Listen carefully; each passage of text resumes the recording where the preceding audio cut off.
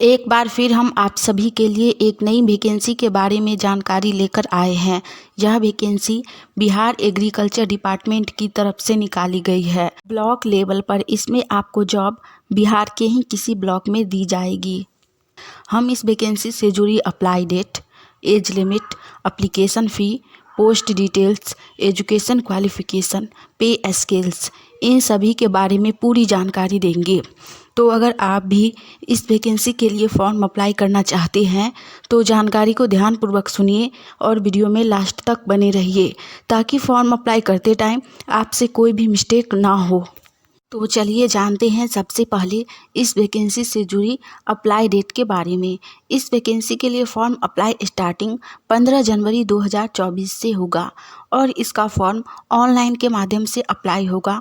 तो आप लोग अपने फ़ोन से ही फॉर्म अप्लाई कर सकते हैं स्वयं से ही, या फिर किसी साइबर कैफ़े पर जाकर फॉर्म ऑनलाइन अप्लाई करवा सकते हैं।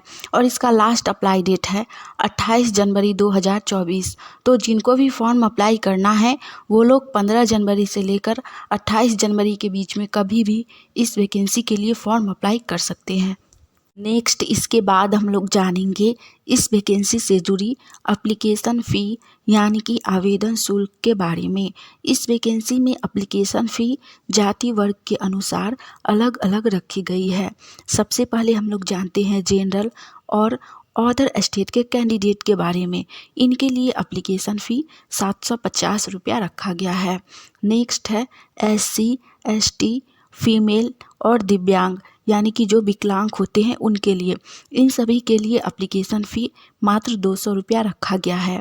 पेमेंट ऑनलाइन के माध्यम से ही होगा, तो आप लोग गूगल पे, UPI या फिर नेट बैंकिंग के माध्यम से एप्लीकेशन फ़ी पेमेंट कर सकते हैं।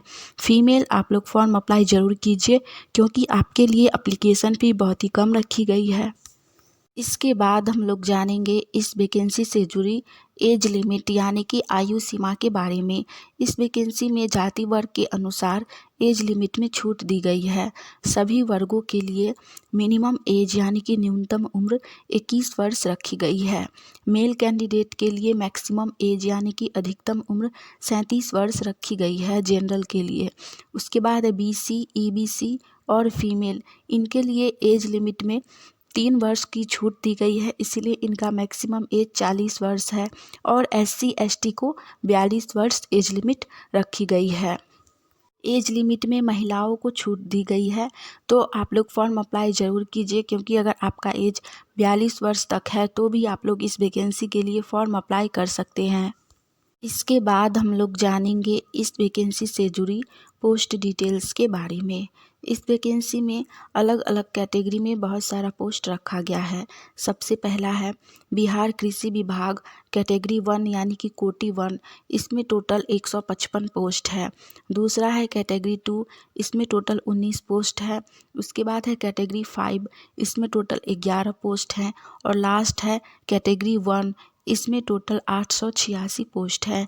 आप इन चारों में से किसी भी कैटेगरी के लिए फॉर्म अप्लाई कर सकते हैं। बिहार कृषि सेवा कोटि 1, इसमें अनुमंडल कृषि पदाधिकारी, उप परियोजना निर्देशक, सहायक निर्देशक एवं समकक्ष जैसे पोस्ट आते हैं। इसमें 155 पोस्ट है। दूसरा है कोटि 2, इसमें सहायक निर्देशक एवं कृषि अभियंता जैसे पोस्ट आते हैं और इसमें 19 पोस्ट है।